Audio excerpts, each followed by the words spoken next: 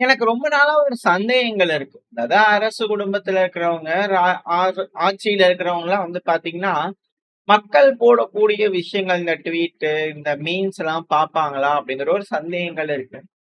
பார்த்தாலும் ஏன் இதெல்லாம் கடைபிடிக்கிறது இல்ல? கொஞ்சம் நம்பலாமே அப்படிங்கிறது போல ஒரு எண்ணம். இப்ப அது ஈரோப்ல வந்து பாத்தீங்கன்னா, நிரூபணம் ஆயிருக்கு. ஸோ மீம்ஸு இதெல்லாம் வந்து பார்க்குறாங்க அப்படிங்கிறத புரிஞ்சுக்கலாம். ஏன்னா, கிங் ஆஃப் ஸ்வீடன். ஸ்வீடனோட கிங் வந்து பாத்தீங்கன்னா, ஜெலன்ஸ்கி அவர்கள பார்க்கலாம் அப்படிங்கிறது போல, அப்ப அவரு ஜெலன்ஸ்கி அவர்கள் கை குடுப்பார்ன்னு பார்க்கும்போது, அவர் குடுக்கவே இல்ல. கைய இறுக்கமா வச்சுக்கிட்டாரு. அதுவும் ஒரு step maintain 1 arm distance please அப்படிங்கும்போது ஜெலன்ஸ்கி அவர்கள் கிட்ட இருந்து 1 ஆர்ம் டிஸ்டன்ஸ் விட்டு நிக்கிறாரு. பக்கத்துல போல, கட்டி பிடிக்கல, கை குடுக்கல. இது என்னது இது புது கல்ச்சரா இருக்கே, ஐரோப்ல ஃபாலோ பண்றாங்க அப்படிங்கிறது போல இருக்கு. அது மட்டும் இல்லாம ஜெலன்ஸ்கி அவர்களோட அதிரி புதிரியான சம்பவங்கள். நெறைய விஷயங்கள் பேசுவாரு. பட் இந்த தடவ எப்படின்னா, வெனிசுவேலால வந்து எப்படி ட்ரம்ப் அவர்கள் இறங்கி லெபக்குன்னு தூக்கிட்டு வந்தாரோ, அதே போல பெலரூஸோட அதிபரான லுக்கசங்கா அவர்களையும் நம்ம தூக்கிட்டு வந்துடலாமா. வந்துருவோம் பாத்துக்க அப்படிங்கிற பண்ண ஜெலன்ஸ்கி அவர்களோட மிரட்டல். ஸோ செக்யூரிட்டிஸ், பாதுகாப்பு பெலரூஸ்ல வந்து எல்லாமே வந்து பண்ணா அதிகரிக்கப்பட்டிருக்கு, ஸ்ட்ரென்த் ஆகப்பட்டிருக்கு. ஸோ எந்த டைம்லயும் என்ன வேணா நடக்கலாம் இந்த யூரோப்ல அப்படிங்கிறது போல ஒரு விஷயங்கள் இங்க நடந்துகிட்டு இருக்கு. இவர் மிரட்டுறாரு, ஜெலன்ஸ்கி அவர்கள் மிரட்டுறாரு அப்படிங்கிறதுனால பெலரூஸ் பயப்பட போறது இல்ல. பட் இருந்தாலும் வந்து பாத்தீங்கன்னா, இப்ப ஈரோப்ல அடுத்த அப்படியே லைம் லைட் ஈரான்ல இப்ப பிரச்சனைகள் முடியுதா? அப்படியே அந்த சைடு திரும்புதா? அப்படிங்கிற கேள்வி. சரி, ஓகே. இது ஈரோப்ல நடக்கக்கூடிய விஷயங்கள் கொஞ்சம் ரொம்ப டாப்பா ஹைலைட்டா நடக்கக்கூடிய விஷயங்கள். இப்ப மெயினான விஷயம் நம்ம அப்படியே இந்த ரஷ்யா, உக்ரைன் பிரச்சனையை விட்டுட்டு ஈரான், அமெரிக்கா பிரச்சனைக்கு வந்தோம் அப்படின்னா, அண்ணா கவுல்ட்லர் இவங்க யார் அப்படின்னா, ரொம்ப பிரபலமான ஒரு நபர் தான். ஒரு ஆத்தரும் கூட, பொலிட்டிக்கல் ஆக்டிவிஸ்டும் கூட. அதுவும் ரிபப்ளிகன் பார்ட்டிக்கு ஒன் ஆஃப் த ஆக்டிவிஸ்டும் கூட இவங்க. So இவங்க என்ன சொல்றாங்க அப்படின்னா, ஸ்ட்ரைட் ஆஃப் ஹார்மோஸ் ஓப்பன் ஆயிடுச்சு. ஈரான் மேல குண்டுகள் போடல. ஈரான் ரீஓபன் பண்ணிட்டாங்க. அதனால எல்லாரும் இது அமெரிக்காக்கான வெற்றிங்கிறது போல நம்புங்க. தயவு செஞ்சு நம்பிருங்க. ஐயோ! ட்ரம்ப் அவர்களே உங்களுக்கு கிடைச்ச மாபெரும் வெற்றி அப்படிங்கிறத நம்பிருங்க. ஏன்னா இன்னும் நிறைய டிசாஸ்டர் பண்ணிடுவாரு. அதனால நம்பிக்கைங்க நீங்க தயவு செஞ்சு. அப்பதான் அப்படிங்கல நம்ம தான் போன இதுலயே சொன்னோம். தயவு செஞ்சு விட்டுருங்க அவரை. நீங்க ஜெயிச்சுட்டீங்கன்னே ஒத்துக்கலாம். அவர் ஜெயிச்சுட்டாருன்னே ஒத்துக்கலாம். அமைதியா விட்டுருங்க அப்படிங்கிறது போல மீடியாக்களே தயவு செஞ்சு அதையவே கடைபிடிங்க. நம்புங்க. நம்பிக்கிற மாதிரியாவது நடியுங்க. புரியுதா? ஏன்னா அமெரிக்கால இருக்கக்கூடிய நபர்களே வந்து பண்ண இந்த மனநிலைமைக்கு வந்துட்டாங்க. ஒரு சரி, ஓகே. இதுக்கு மேல என்ன சொல்லுன்னு தெரியல. ஈரான் வந்து பாத்தீங்கன்னா, ஏதோ புதுசு புதுசா டிஃபரன்ஸா பேசிட்டு இருக்காங்க. உங்களுக்கு கண்டிஷன்ஸ் எல்லாம் சொல்றாங்களே ட்ரம்ப் அவர்களே. அதை பத்தி நீங்க என்ன நினைக்கிறீங்க அப்படிங்கிறத மைக்க நீட்டிக்கிறான். யாரும் சொல்றான் கேட்க மாட்டேறீங்களேப்பா நீங்க. ஜெயிச்சுட்டாரு ட்ரம்ப் அவர்கள் அப்படிங்கிற ஒரு டோட்டல் விக்டரின்னு சொல்லி நம்பிருங்க தயவு செஞ்சு அப்படிங்கிறத எல்லாரும் இருக்கு. பட் இருந்தாலும் அதுக்கு சொல்லிக்கிறாரு. அப்படியா? அப்படியா இருந்தாலும் சீக்கிரமா அது என்னன்றது பார்த்து விட்டுருவோம். அது என்னன்றது பார்த்துருவோம். அது ஒன்றும் பெருசால பிரச்சனை இருக்கிற மாதிரி தெரியல. ஈரான் சொல்ற கண்டிஷன்ல எல்லாம் எதுவும் பிரச்சனை இருக்கிற மாதிரி தெரியல. பெருசால டிஃபரன்ஸ் எல்லாம் எதுவும் இல்லை. கூப்பிட்ட அக்ரிமெண்ட்ல கையெழுத்து போட்டோம்னா பிளாக் எல்லாம் ஓப்பன் ஆயிட்டு போயிடும். அதுக்கப்புறம் எந்த கண்டிஷனும் வேண்டியது இல்ல.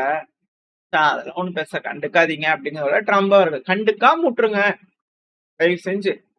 ட்ரம்ப் அவர்கள் தான் வெற்றி வெற்றி வெற்றி கோப்பையை கொடுத்து அனுப்பிடுங்கப்பா. வடிவேல் அவர்கள் கேட்கிற மாதிரி அட்டி நான் தான் வாங்கியிருக்கேன். கோப்பை எனக்கு தான் கொடுத்து அனுப்பி விட்டுருங்க பார்ப்போம் ட்ரம்ப் அவர்களுக்கு அப்படிங்கிற பல அனலிஸ்டோட கருத்து. மெயினான விஷயத்துக்கு வரலாம். அதாவது இத்தனை நாளா வந்து பாத்தீங்கன்னா இஸ்ரேல் லெபனான்ல அத்துமீறல் செய்யலாமா அப்படிங்கிற யோசிப்பாங்க. இப்ப ஈரான் செஞ்சே காட்டிட்டு இருக்கிறாங்க. அது இப்போ இந்த பதிவு ரெக்கார்ட் பண்ணிட்டு இருக்கும் போது கூட ஈராக்ல குர்திஸ்தான் பகுதியில செருதியான அடி. இதை இஸ்ரேலோட மீடியாக்களே கன்ஃபார்ம் பண்றாங்க. ஆனா இஸ்ரேல் எல்லாம் பொடு பொடுன்னு பாத்துட்டு இருக்காங்க. ஈரான் மட்டும் சீஸ்ஃபயரை மீறாங்க, அடிக்கிறாங்க. அப்படிங்களா பாத்துக்கலாமே தவிர இதுக்கப்புறம் இஸ்ரேல் லெபனான் மேல அட்டாக் பண்ணாங்கன்னா பிரச்சனைகள் ஆயிப்பேன். இதுக்கப்புறம் அவங்க செய்ய முடியாது. சீஸ்ஃபயருக்கு அப்புறம் அட்டாக் பண்றாங்களான்னு கேட்டீங்கன்னா சில இது இருந்துச்சு. அந்த ஒரு எஸ்கலேட்டரிக்காக ஒரு பதில் நடவடிக்கை வந்து பண்ண ஈரான் தரப்பு இருந்து மிரட்டல்கள் விட்டுருக்காங்க. மீறினதான் பாத்துக்க அப்படிங்கிறது போல ஈரான் தரப்பு இருந்து மிரட்டல். இந்த குர்திஸ்தான் ரீஜன்ல வந்து பாத்தீங்கன்னா ஈரான் தாக்குதல் பண்றதுனால ட்ரோன் மற்றும் ராக்கெட் யூஸ் பண்ணி அட்டாக் பண்ணதுனால குர்திஸ்தான் ரீஜன்ல 3 குருதின மக்கள் இறந்துட்டாங்க. 2 பேர்த்துக்கிட்ட காயம் அடைச்சிட்டாங்க அப்படிங்கிறது போல பண்ணா செய்திகள் வந்துகிட்டு. ஸோ ஒரு சைடு ஈரான் அட்டாக் பண்ணிக்கிட்டு இருக்காங்க. ஈரானோட நட்பு படைகள் குர்தின மக்களை அட்டாக் பண்றாங்க. சீஸ்ஃபயர் தான், மீறினா மீறப்படும் அப்படிங்கிறது போல ரொம்ப ஸ்ட்ராங்கா வந்து பார்த்தீங்கன்னா ஈரான் தரப்புல இருக்காங்க. ஸோ இப்படி இருக்க சமயத்துல தான் கீர் ஸ்டார்மர் அவர்கள் யூகே தலைமையில, அப்புறம் இட்டாலி ஜார்ஜியா மெலோனி அவர்கள், அப்புறம் பிரான்ஸ், இவங்க எல்லாரும் சேர்ந்து வந்து பாத்தீங்கன்னா ஒரு மிஷன் ஆரம்பிக்கலாம், ப்ரொடெக்ட் பண்ணலாம், ஸ்ட்ரைட் ஆஃப் ஹார்மோஸ்ல இருக்கக்கூடிய அந்த வணிக கப்பல்களை ப்ரொடெக்ட் பண்ணலாம் அப்படின்னு சொல்றாங்க. ஈரானோட கண்டிஷன் என்ன? மிலிட்டரி கப்பல்களை உள்ள விட மாட்டோம் அப்படிங்கிறாங்க. ஸோ அப்படி இருக்கும்போது இவங்க என்ன ப்ரொடெக்ஷன் இங்க கொடுக்க போறாங்க அப்படிங்கிற கேள்விகள் வருது இல்லையா? ஆக்சுவலா ப்ரொடெக்ஷன்ங்கிறது ஈரானு கிட்ட இருந்து கிடையாது, ஈரான் கிட்ட இருந்து காப்பாத்துறதுக்காக இந்த ப்ரொடெக்ஷன் இல்ல. பலரும் இதை மிஸ் அண்டர்ஸ்டாண்ட் பண்ணிக்கிறாங்க. ஆக்சுவலா என்னன்னா, அமெரிக்கா இதை கையகப்படுத்தலாம். அதாவது நாட்டோ நாடுகளா இருக்கட்டும், ரஷ்யாவா இருக்கட்டும், சீனாவா இருக்கட்டும், ரஷ்யா மேல கை வைக்க மாட்டாங்க. பட் ஆனா அமெரிக்கா வந்து பாத்தீங்கன்னா ஈரோப்புக்கு போகக்கூடிய ஆயில் மற்றும் கேஸ அவங்க கட்டுப்பாட்டுக்குள்ள எடுக்கிறதுக்கு வாய்ப்புகள் இருக்கு. அதாவது ஈரான் இல்ல, கல்ஃப், பெர்ஷியன் கல்ஃப் இருந்து வெளியே வரக்கூடிய ஆயில் அப்புறம் கேஸ், அதுவும் குறிப்பா யுஏஇ, பெஹ்ரின் இந்த நாடுகள்ல இருந்து வாங்கக்கூடியதே வந்து பாத்தீங்கன்னா அமெரிக்கானால கையகப்படுத்தப்படலாம். என்னடா சொல்ற? அப்ப ஈரோப்புக்கு அமெரிக்காவுக்கு சண்டை வருமா அப்படிங்கிற கேள்விகள் வருது இல்லையா? இப்போ மிடில் ஈஸ்ட்ல இருக்கக்கூடிய நாடுகள் பிரேக் அவே ஆகுறாங்க அமெரிக்கா கிட்ட இருந்து. அந்த டைம்ல இப்ப ஈரோப் ரஷ்யா கிட்டயும் வாங்குற மாதிரியான வழி இல்ல, அதுக்காக முற்றிலும் அமெரிக்காவை நம்பி போற மாதிரியான எண்ணத்திலையும் இல்ல. அதனாலதான் உதவிகள் பண்ணலாம் அமெரிக்காக்கு. கிளியரா இந்த மிடில் ஈஸ்ட் கான்ஃபிளிக்ட்ல போ, நீ பண்ணிக்க போ அப்படிங்கிறத பண்ண விட்டுட்டாங்க.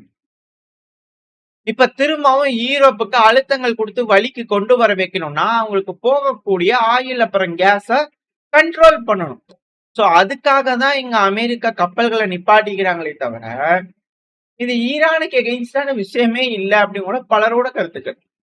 ஸோ இதுக்கப்புறம் யூரோப்பியன் யூனியனை தான் கட்டுப்பாட்டுக்குள்ள அமெரிக்கா வச்சுக்க போறாங்களா இல்லையா அப்படிங்கறத இப்ப நம்ம தெரிஞ்சுக்கணும். அது இந்த செங்கடல்ல மட்டும் அமெரிக்கா லூஸ் விட்டாங்க அப்படின்னா முற்றிலும் யூரோப்பியன் யூனியன் விடுதலை அடைஞ்சிருவாங்க, அமெரிக்காவோட கட்டுப்பாட்டுல இருந்து விடுதலை அடைஞ்சிருவாங்க. ஸோ அதுக்கப்புறம் அவங்களுக்கு வேணுங்கிற ஆயில் அண்ட் கேஸை மிடில் ஈஸ்ட்ல இருந்தும், ஈரான் கிட்ட இருந்தும், ரஷ்யா கிட்ட இருந்தும் பிரிச்சு பிரிச்சு வாங்கிக்குவாங்க. யார்கிட்டயும் வந்து பாத்தீங்கன்னா அவங்க அடிமையா இருக்கணும்ன்ற நீடு கிடையாது மாதிரியான ஒரு சூழ்நிலைக்கு வந்தோம். எப்படி 2ஆம் உலக போர்ல வந்து பாத்தீங்கன்னா ஹிட்லரை என்னதான் வந்து ஜெர்மனி தோத்தாலுமே அலைஸ வந்து பாத்தீங்கன்னா வீக் ஆக்கி விட்டார் போர்ல இருந்ததுனால. அதுவும் குறிப்பா பிரிட்டன், பிரான்ஸ், ஸ்பெயின் இவங்க எல்லாம் வீக் ஆனதுனால இந்தியா, அயர்லாந்து, அதுக்கப்புறம் எஜிப்ட், இது போல பல நாடுகள் வந்து பாத்தீங்கன்னா விடுதலை அடைஞ்சாங்க அந்த டைம். அது போல ஒரு சூழல்ல பல அனலிஸ்ட் வந்து பார்த்தா கம்பேர் பண்றாங்க. என்ன தெரியுதுன்னா அமெரிக்கா கிட்ட இருந்து எக்கனாமிக்கலி வர்த்தக ரீதியா விடுதலை அடைகிறதுக்கான ஒரு எண்ணத்துல இப்ப நாடுகள் இறங்க ஆரம்பிச்சிட்டாங்க. சோ இப்ப இங்க அமெரிக்கா யூரோப்பியன் யூனியனோட வர்த்தகத்தை கட்டுப்படுத்த போறாங்களா, இல்ல யூரோப்பியன் யூனியன் இந்த பகுதியில அவங்களோட வர்த்தகத்தை கட்டுப்பாட்டுக்குள்ள வச்சுக்க போறாங்களான்றதான் இங்க இருக்கக்கூடிய பேச்சு.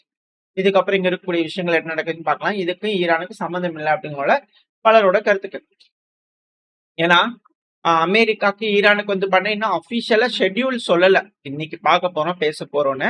ஆனா கொஞ்சம் ட்ரம்ப் அவர்களோட அரசாங்கத்துக்கு கீழே இருக்கக்கூடிய மிக முக்கியமான ஒரு நபர்கள் தரப்புல இருந்து வரக்கூடிய செய்திகள் அப்படிங்கிறத மேற்கு மீடியாக்கள், அதுவும் குறிப்பா ட்ரம்ப் அவர்கள் ஃபேக் நியூஸ் சொல்றாங்கன்னாங்களே, ஸோ அது போல மீடியாக்கள்லாம் வந்து பண்ண நிறைய பேர் கன்ஃபார்ம் பண்றது ஒன்னு மண்டே இல்லைன்னா சண்டே பாகிஸ்தான்ல நடக்கி இருக்கலாம் அப்படிங்கிற சொல்றாங்க. தேதி கன்ஃபார்ம் பண்ணல, பட் ஆனா கூடிய சீக்கிரத்துல ஒரு அக்ரிமெண்ட்ல எதுவும் இன்னும் ஃபார்முலா எதுவும் ஆகல, பட் ஆனா சீக்கிரமா பேசி ஒரு முடிவுக்கு வந்துருவாங்க அப்படிங்கிற சொல்றாங்க. சண்டே மண்டேக்குள்ள ஏதோ ஒரு முடிவுகள் எட்டப்படுதா அப்படிங்கிறது பார்க்கலாம்.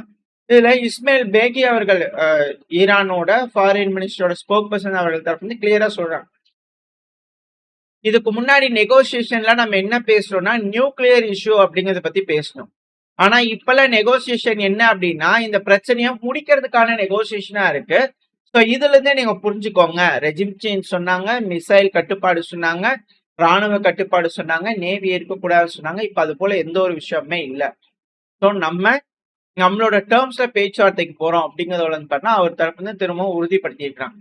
ஏன் அப்படின்னா இந்த பிளாக்கேட் எல்லாம் வந்து பாத்தீங்கன்னா ஈரானுக்கு இல்லை அப்படின்னா ரஷ்யா தரப்புல இருந்து ஆப்கானிஸ்தானுக்கு டீசல் டிரான்சிட் ரெக்கார்ட் லெவல் அடிச்சிட்டு இருக்கான்.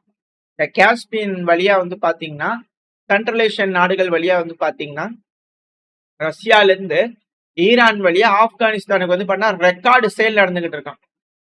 நம்ம முன்னாடியே சொன்ன மாதிரிதான், ரஷ்யா ஆப்கானிஸ்தான் வரை கொண்டு வந்து விட்டுருவாங்க. ஆப்கானிஸ்தானும் நம்மளும் இந்த பாகிஸ்தானை வழி கொண்டு வர வச்சிட்டோம்னா, நம்மளுக்கு வந்து பண்ண கேஸா இருக்கட்டும், ஆயிலா இருக்கட்டும், வர்த்தகம், வணிகம் அப்படிங்கறது வந்து பார்த்தீங்கன்னா யாரையும் டிபெண்ட் பண்ணாம வேற ஒரு ஆளுமை செலுத்தக்கூடிய நாடு இல்லாம நம்மளுக்குள்ளேயே வர்த்தகங்கள் நடக்க ஆரம்பிச்சு. இப்ப இது ரஷ்யா சைலண்டா அந்த சைடு வந்து பண்ண செஞ்சுக்கிட்டு இருக்காங்க. மொதல் 25 நாள்ல வந்து பாத்தீங்கன்னா 363 வேகன்ஸ் ரிஜிஸ்டர் பண்ணப்பட்டு 18,861 டன் கிட்ட வந்து பாத்தீங்கன்னா கொண்டு வந்து சேர்த்திக்கிறாங்க. வரலாறுல இது போல ஒரு விஷயம் நடக்கும் அப்படிங்கறது வந்து பண்ண எதிர்பாராத ஒரு விஷயத்த செஞ்சுக்கிட்டு இருக்காங்க. அப்படிங்கிற விஷயங்கள் இன்டர்நேஷனல் காரிடோர்ஸ் வந்து பாத்தீங்கன்னா இப்போ எஃபெக்டிவா இருக்கு அப்படிங்கிறது போல செய்திகள், இமேஜஸ் இது போல விஷயங்கள் வந்துகிட்டு இருக்கு. ஸோ பிரிக்ஸோட வர்த்தக பாதை அப்படிங்கிறது இங்க அச்சீவ் ஆக ஆரம்பிச்சிச்சு. ஓரளவுக்கான தகவல்கள் இந்த பையில பார்த்துருப்போம்.